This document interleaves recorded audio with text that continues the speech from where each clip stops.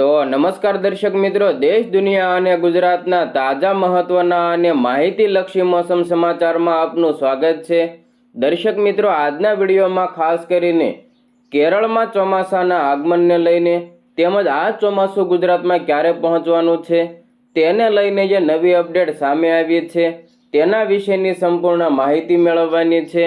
તો વળી ગુજરાતમાં ચોમાસાના આગમન પહેલાં પણ હજુ કયા કયા દિવસે વરસાદી માહોલ જોવા મળવાનો છે તેના વિશેની સંપૂર્ણ માહિતી પણ આપણે મેળવવાની છે।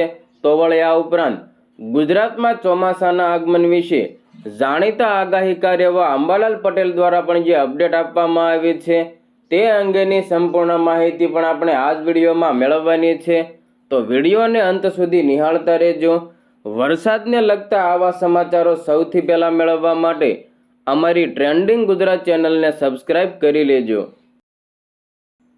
દર્શક મિત્રો, સૌપ્રથમ ભારતમાં ચોમાસાના આગમનને લઈને જે અપડેટ સામે આવી છે તેના વિશે વાત કરી લઈએ।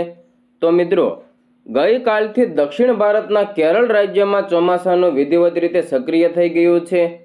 કેરળમાં સમયસર વરસાદની શરૂઆત થતાં જ દેશભરના ખેડૂતોમાં ખુશીનો માહોલ પણ જોવા મળી રહ્યો છે।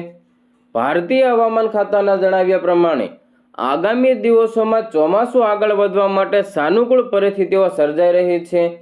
કેરળમાં ચોમાસું બેસી જતા હવે દેશના અન્ય રાજ્યોમાં પણ વરસાદ ક્યારે આવશે તેની હવે લોકો આતુરતાથી રાહ જોઈ રહ્યા છે।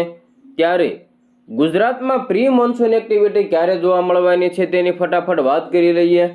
મિત્રો, કેરળમાં ચોમાસાના આગમન વચ્ચે ગુજરાતના હવામાન શાસ્ત્રી એવા અંબાલાલ પટેલે રાજ્યના વાતાવરણને લઈને એક મહત્વની આગાહી કરી છે। મિત્રો, અંબાલાલ પટેલના જણાવ્યા પ્રમાણે ગુજરાતમાં આગામી 7 જૂનની આસપાસ પ્રી મોન્સૂન એક્ટિવિટીની શરૂઆત થઈ જશે। આ પ્રી મોન્સૂન એક્ટિવિટીના કારણે રાજ્યના વાતાવરણમાં મોટો પલટો જોવા મળશે અને ઘણી જગ્યાએ ગાજવીજ સાથે હળવાથી મધ્યમ વરસાદ પડવાનો છે। આ શરૂઆતનો વરસાદ ચોમાસા પૂર્વેની તૈયારીઓમાં ભાગરૂપે જોવા મળશે।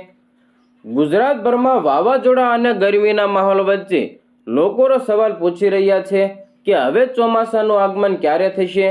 તો આ સવાલનો જવાબ આપતા અંબાલાલ પટેલે જણાવ્યું કે ગુજરાતમાં 20 જૂન પછી ચોમાસાનું વિધિવત રીતે આગમન થશે। 20 જૂન બાદ ભેજવાળા પવનનો જોર પકડશે અને રાજ્યના વિવિધ ભાગોમાં મેઘરાજાની સવારી આવી પહોંચવાની છે। જોકે શરૂઆતના તબક્કામાં વરસાદની ગતિ કેવી રહેશે તેના ઉપર હવામાન વિભાગ પણ નજર રાખી રહ્યો છે। મિત્રો, આ વર્ષના ચોમાસાના સરેરાશ વરસાદ અંગે વાત કરતા તેમણે જણાવ્યું કે આ વર્ષે ચોમાસા દરમિયાન કુલ 85 થી લઈને 90% વરસાદ રહેવાની સંભાવના છે। આ સાથે જ તેમણે ચિંતા વ્યક્ત કરતા પણ જણાવ્યું કે વાતાવરણમાં અલ નીનોની અસર જોવા મળી રહી છે। અલ નીનોની આ અસરને કારણે ચોમાસાના વરસાદમાં ભારે વધઘટ જોવા મળી શકે, જેને લીધે વરસાદના આંકડાઓમાં અનિયમિતતા આવી શકે છે। મિત્રો, અંબાલાલ પટેલે આ વર્ષના ચોમાસાને લઈને ખેડૂતોને સાવધ રહેવાની સલાહ આપી છે। તેમણે જણાવ્યું કે અલ નીનોની અણધારી અસરને કારણે આ વર્ષે ચોમાસાના ક્યાંક અછત તો ક્યાંક અતિવૃષ્ટિ જેવી વિપરીત પરિસ્થિતિ સર્જાઈ શકે છે। એક જ રાજ્યમાં ભિન્ન ભિન્ન વિસ્તારોમાં વરસાદનું પ્રમાણ અલગ અલગ જોવા મળી શકે।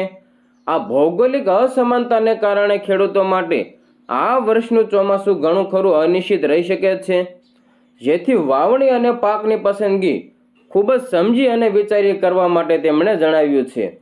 દર્શક મિત્રો, હાલ તમારા વિસ્તારમાં કેવું વાતાવરણ જોવા મળી રહ્યું છે? શું તમારા વિસ્તારમાં મેઘરાજાનું આગમન થઈ ગયું કે કેમ તે કોમેન્ટ બોક્સમાં તમારો મંતવ્ય જરૂર જણાવજો।